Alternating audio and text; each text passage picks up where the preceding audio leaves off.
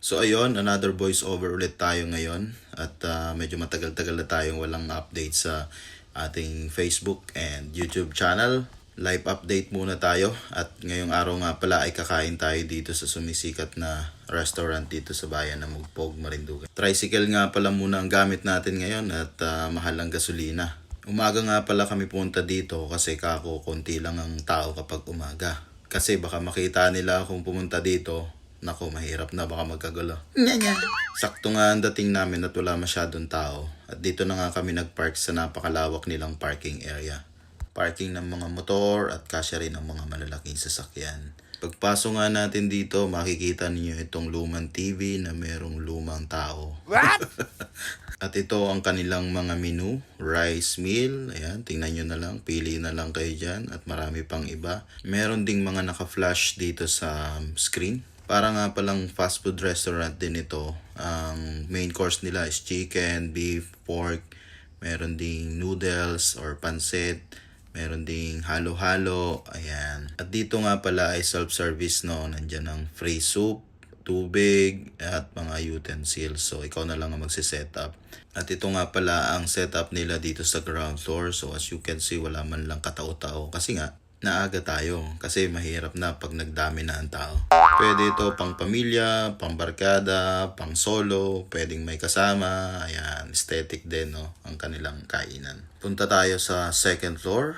Ayan, meron ditong lagusan. Ito yung staircase nila na gawa sa kahoy. At pagdating mo sa dulo, meron siyang lagusan. Ay, hindi, salamin yan. At kung pa VIP ka, meron sila ditong VIP room. Hindi ko lang alam kung ilan ang kasya dyan, pero sa tingin ko kasya naman ang 10 diyan. Pag-akyat nga namin dito sa taas ay may mga tao na pala. Sabi ko, oops, huwag mo kayo magkagulo ha. Mamaya na lahat kayo makakapagpa-picture sa akin. What? Mabuti naman at mababait naman pala ang taga Mugpog. At ito nga pala ang kanilang wash area. Ayan, dilaw na dilaw.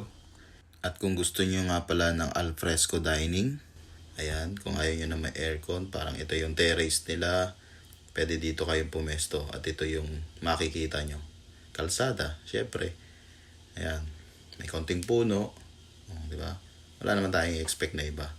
Pero at least, maganda ang view habang kumakain. So dito nga, anli sabaw at self-service. So ayan, tinatry ko yung pala sarado kaya walang tumutulo. At itong anli sabaw nila or free soup nila is sabaw ng pares. So, malamang ipipre-taste natin yan.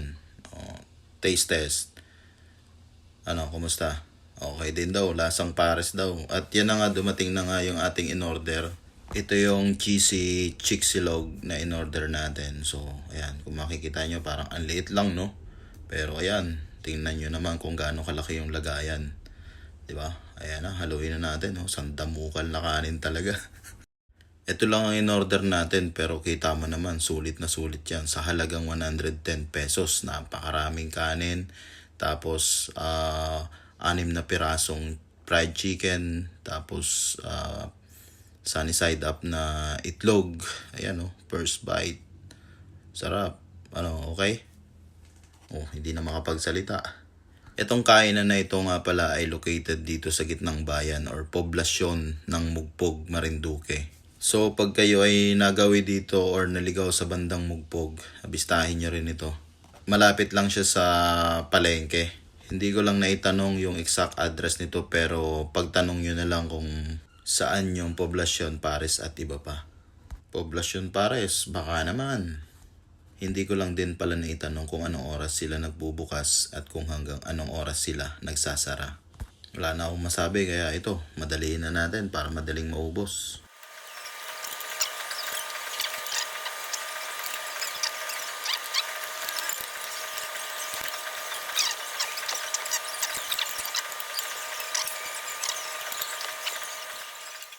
Pagkatapos nga natin kumain, ito, uwi na tayo at dito tayo dadaan.